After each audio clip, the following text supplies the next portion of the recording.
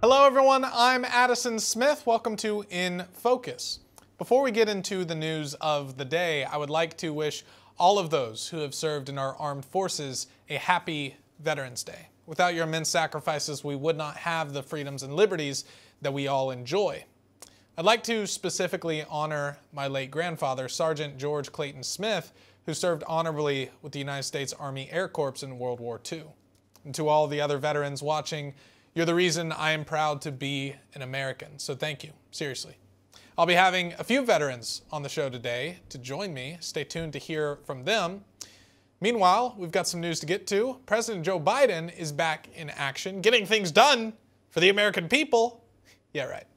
Today, he delivered a speech in Egypt at the COP27 Climate Summit. You know, the one that even Greta Thunberg is not attending because she said it's a greenwashing elitist scam. Biden was as consistent as always with his speeches. He could not get through it without embarrassing himself, gaffing helplessly. Watch. The Energy Agency recently concluded that our significant climate investment will, quote, help turbocharge turbocharge the emerging global clean energy economy. I was reading their quote, sorry. Now, it's funny, it's always funny to see Joe Biden gaffe like that, but the rest of his speech, the actual substance of it, was not quite as comical, because apparently $60 billion plus to Ukraine isn't enough, and with another $400 million more on the way, by the way, as we learned yesterday, thanks to the Defense Department. Amid Americans being overwhelmingly unhappy with Biden's job as president, especially with inflation in the economy, Joe Biden said in this speech that he wants to allocate $11 billion annually to countries around the world to fight climate change. Fewest resources to respond and to recover. And that's why last year I committed to work with our Congress to quadruple U.S. support to climate finance and provide $11 billion annually by 2024, including $3 billion for adoption. That's why the Fund Emergency Plan for Adaptation and Resilience, PREPARE we call it, to help more than 500 million people in developing countries respond to climate change. Against this backdrop, it's more urgent than ever that we double down on our climate commitments. Russia's war only enhances the urgency of the need to transition the world off its dependence on fossil fuels. The audacity of this kooky, senile old man to take $11 billion of our money and give it to other countries over the guise of saving the world from the big bad sun monster. Go back to your rocking chair, Grandpa. Get your slimy hands off of our money. By the way, if you go to the White House's fact sheet page, they're also bragging that this is going to quadruple the amount of money they wish to spend annually on, quote, climate finance. Climate finance, what does that even mean? We're going to finance the climate? We need a transition off fossil fuels? That's what they mean. Is that why Joe Biden campaigned for his doppelganger, John Fetterman, who said he supports fracking all of a sudden right before his election day? What's that about, Joe? Why were you campaigning for the evil fossil fuel-loving John Fetterman? Oh, right, because they're both liars who say whatever they need to in the moment to benefit them politically. Ah. That's why Biden's at the summit. That's why he's even there. That's why whenever he's brazen enough to talk about how he wants to shut down fossil fuel plants, for example, he then ushers out his press secretary to lie and tell everyone that his comments are being twisted and misunderstood. Joe Biden says, I'm going to do this thing, and then reporters ask Karine, why did Joe Biden say he's going to do this thing? And she goes, oh, no, he didn't say that. You're twisting his words, right? It will be interesting to see how Karine manages to twist Biden's comments at the climate summit to the press. Meanwhile, speaking of Joe Biden, Egypt is not his only destination. On Monday, he'll also be going to Bali, Indonesia, where he'll be meeting with China's President Xi Jinping, the first meeting in person between the two. Now, aside from maybe Biden meeting up to collect his latest royalty check from his son's work over there, the two are set to discuss, quote, growing tensions between Washington and Beijing over the self-ruled island of Taiwan, trade policies, Beijing's relationship with Russia, and more, according to the Associated Press. Now, I don't know if Biden is the best guy to talk about the CCP, talk with the CCP about de-escalation efforts in Taiwan, considering Biden has said 4 times now that he will use the full force strength of the United States military to defend Taiwan against China. And his handlers have had to explicitly walk those statements back every single time. I want to bring on Congressman Greg Steube to help me make sense of this. He sits on the House Committee of Foreign Affairs. Congressman, does it make sense to have the guy saying, I'm going to go to war with China, meet up with China to talk about love and peace? Well, and he'll tell you himself that he's met with the president of the Chinese Communist Party more than any other leader in the world, and they're friends. And I'm sure he's going to thank him behind closed doors for giving his son's company almost $1 billion from the Chinese Communist Party, on top of other projects that the Chinese Communist Party has helped Hunter Biden and his associates with. Now, this meeting that he's going to have with Xi Jinping, first meeting between the two to talk about Taiwan, you know, we already established that doesn't make any sense. He's also going to talk about Russia, de-escalation efforts between the Russia war and Ukraine. Do you suspect anything beneficial to come from this meeting? Do you think it's a PR stunt? What are your thoughts on this? Yeah, it's 100% a PR stunt. We already know where the Chinese Communist Party stands with Russia. They're an ally of Russia, yep. And they're the #1 national security threat of the United States. And yet you have a president going over there and working with the Chinese Communist Party when the Chinese Communist Party want nothing but to destroy America, destroy our businesses, destroy our industries, using climate change as one of those things to destroy our industries here in the United States. It's all a show. It's all political in nature. Nothing substantive will come out of it. And if it does, it's certainly not going to be an American first policy that will come out of the meeting. Now, one thing that I think would be helpful for Biden to talk with Xi Jinping with is the origins of COVID-19. I think it'd be very helpful to get to the bottom of who's responsible for unleashing this virus on the entire world, which we already all know the answer to. But here's a clip of a reporter asking Karine Jean-Pierre about this, if Biden will bring that up. Here's her word salad of an answer. When the president meets with President Xi, it's their first time meeting in person since President Biden took office. When he comes back, I know it's too early to tell if Republicans are going to take control of the Senate, of the House.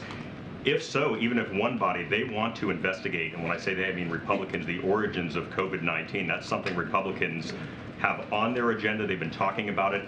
Will President Biden ask President Xi about the origins of COVID-19 and bring up that issue with him in person? Again, I'm not going to get, and Jake has said this as well, I'm not going to get ahead of the agenda of what they're going to discuss. When they have their bilat, certainly we will share the conversation and what came up.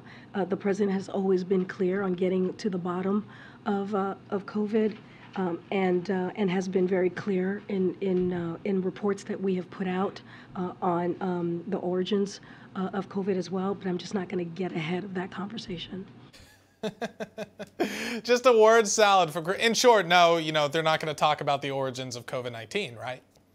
Yeah, translation, no, they're not, because it wouldn't go over well, because as we all know, the Chinese Communist Party, the virus came from a lab, and this administration has done nothing to go after the Chinese Communist Party for weaponizing COVID across the world. The Democratic majority in the House have investigated nothing as it relates to COVID, which has killed millions of people all across the world. They're more concerned about investigating January 6th and all the people that walked onto the Capitol that day than they are a virus that was weaponized and made in a lab in Wuhan, China, that was then disseminated across the world and killed millions and millions of people. They don't care about that. Yeah, it's dreadful, and we'll never get a confession. We'll never get the White House until there's a new White House, new leadership. We'll never get the Joe Biden White House to get to the bottom of the origins of COVID-19. They're not going to talk about it. Obviously, China's not going to talk about it because they're responsible for it. It's all very, very tragic. People deserve justice and they deserve transparency. Unfortunately, they won't get that. Congressman, before we go, I want to thank you for your service. You served in the United States Army, so we really appreciate that on this Veterans Day. Quick message out to the veterans. I know you have posted to your social media wishing veterans a happy Veterans Day.